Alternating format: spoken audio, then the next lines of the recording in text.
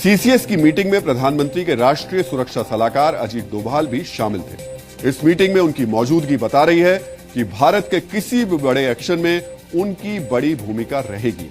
अजीत डोभाल के दिमाग में क्या इस बार कुछ अलग चल रहा है, कुछ ऐसा जो शायद इससे पहले नहीं हुआ हो, क्योंकि सूत्रों के मुताबिक पहलगाम आतंकी हमले के बाद जो बदला लेना है उसका पूरा एक्शन प्लान डोभाल ही बना रहे हैं। उन्हें अच्छी तरह पता है कि दुश्मनों को जवाब कैसे दिया जाता है और कैसे दिया जाना चाहिए। डोभाल ने पाकिस्तान में लंबा वक्त गुजारा है, वो कश्मीर को भी बेहतर तरीके से जानते हैं। सीमा पार बैठे आतंकवादियों और उनके पनाहगारों पर स्ट्राइक के 2 सबसे सफल अभियान उनकी देखरेख में ही अंजाम दिए गए।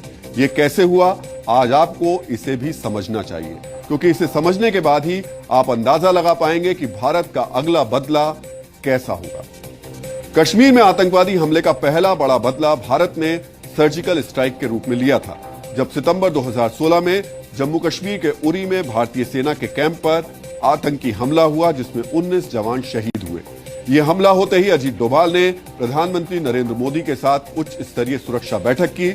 इसके बाद सेना की स्पेशल फोर्सेस के साथ एक गुप्त ऑपरेशन की योजना बनाई गई। पाकिस्तान के कब्जे वाले कश्मीर में आतंकी लॉन्च पैड्स पर सटीक और सीमित हमला करने का निर्णय लिया गया। सेना को पूर्ण स्वतंत्रता और राजनीतिक समर्थन दिया गया। 29 सितंबर 2016 को भारतीय सेना ने एलओसी पार कर पीओके में सर्जिकल स्ट्राइक की और आतंकवादी ठिकानों को नष्ट कर दिया।